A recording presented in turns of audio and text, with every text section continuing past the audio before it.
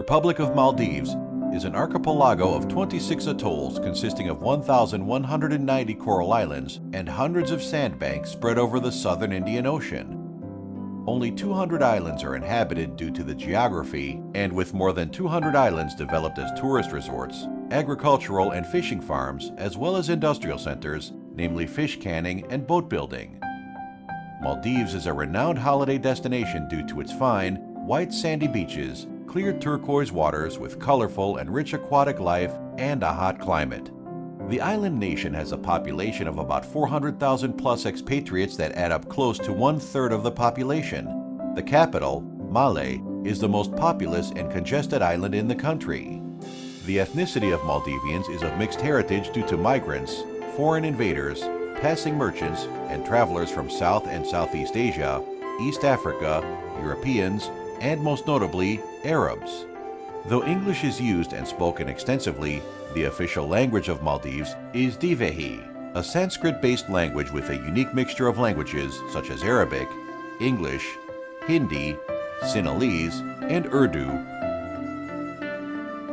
Maldives is an Islamic nation, but the Maldivians did not always follow Islam.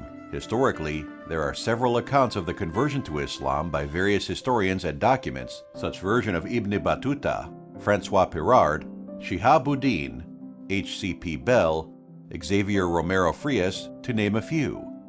Archaeological discoveries reveal that Maldives has been inhabited for at least 2,500 years. The government had accepted and promoted the version documented by Ibn Battuta, 1304 to 1378, in the past, who talks about a sea demon and the conversion of Maldives to Islam. The long-told story behind Maldives' conversion to Islam in 1153 AD is hard to believe and shrouded in a mysterious myth. The following is an illustration of Ibn Battuta's account of how Maldives converted to Islam, written in one of his travel journals, Rehala. Long ago, the people of Maldives used to practice Buddhism and lived harmoniously under the rule of a king, priests, and the royal court. Unfortunately, the lives of those living in the capital Malaya were disrupted by the appearance of a jinn or sea monster every month, which is said to have risen from the sea lit up like a huge ship. The superstitious idol worshippers would draw lots among the people, and whoever was unlucky enough to be selected had to give away his young virgin daughter as a sacrifice to appease the jinn.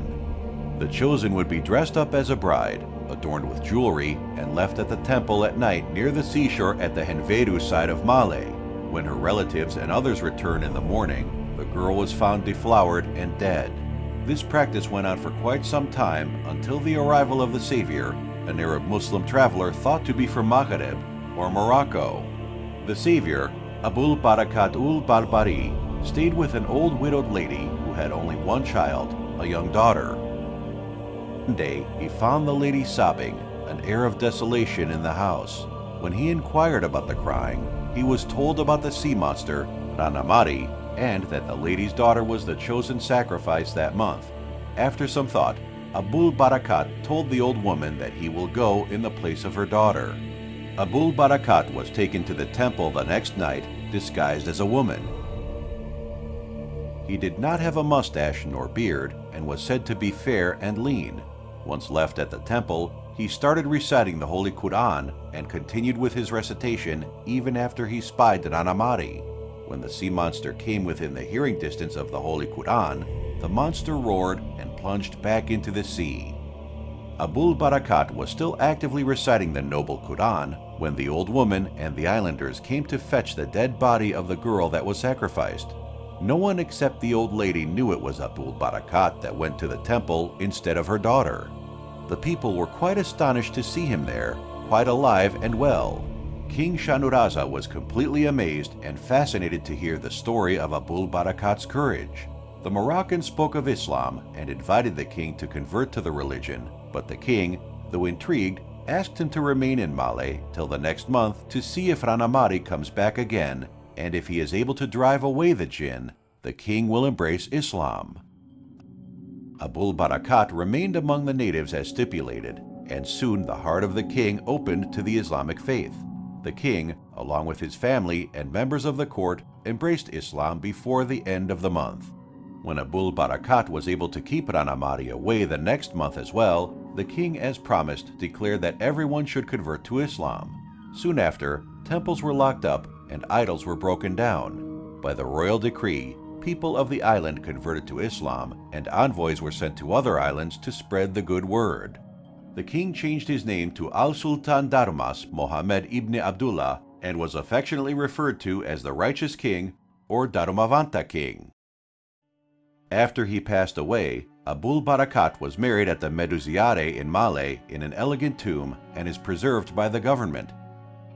The tomb's interior is not open for public viewing. The Ministry of Arts, Culture, and Heritage has also stated that unofficially they use the translation of Ibn Battuta's works, but the truth has been lost along the way of being passed down orally through the centuries and entwined with the Rannamaari narrative.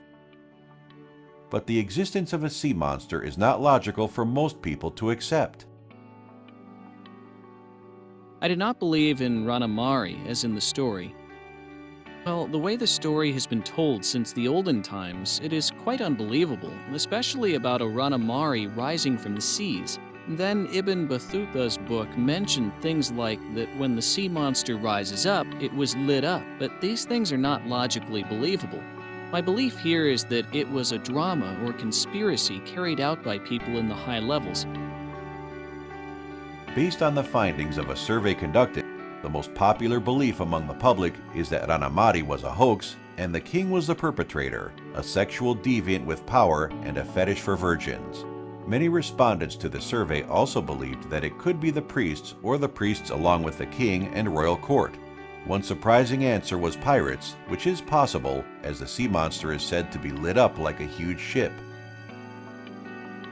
In the olden times, kings and queens were often seen as gods and goddesses by societies that practiced idolatry. Based on Brahmin tradition, superstitious Maldivians could very well have practiced ritual sacrifices during that time. Could it really be the king? Perhaps, perhaps not. During that time, even now it may be like that, but especially in the olden times, the clergy or religious scholars had powerful reach even in the royal courts, so it is believed that even in Maldives that would have been the probable case. The king is the king and the head of the monarchy, but even he would be following the advice of the clergy. It could be that the Buddhist priests and the king together carried out the conspiracy. I would give 99% to that being the case. Romero Frias also seems to think that the references to the king being the perpetrator were more recent elaborations, and unless the king went through a complete personality change, it clashes with the image of the righteous king. Can such a righteous king do such a heinous crime like manipulating superstitious people and invoking fear and despair just to get virgins? He also thinks that the preoccupation with virginity was an Arab cultural thing due to similarities to a story in 1001 Arabian Nights. Ibn Battuta's journal talks about him experiencing the people of Malaya in a frenzy and praying.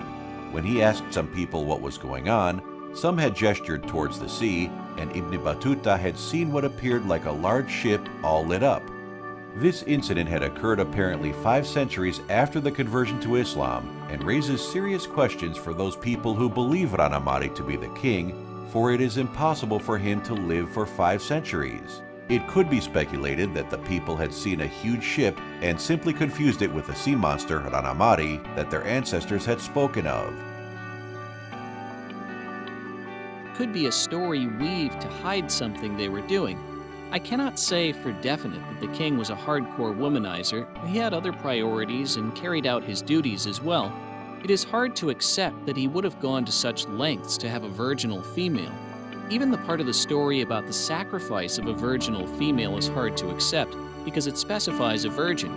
There are inconsistencies like that, so I cannot say for sure why they did it. So far, Zamir's theory seems to be the most plausible one for what could have happened in the 12th century that resulted in a whole nation abruptly being forced to convert from Buddhism to Islam.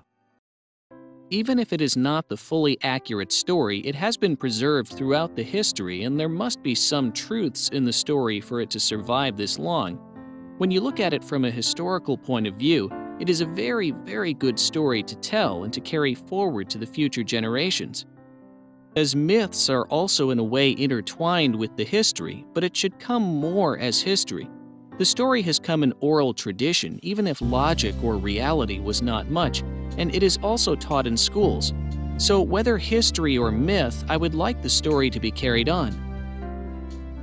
It is important for a country to keep a clear narrative for its history, rather than use an unbelievable myth as an unofficial version. It is also important to preserve the myth of Rannamaari as part of history, for it has been passed down from generation to generation for 866 years and has elements of truth in it. There should be a clear distinction between the myth and the truth, even though they are related. And if the full truth is, and cannot be uncovered, it is better to acknowledge as lost in translation rather than fill in the gaps with the myth of Rannamaari.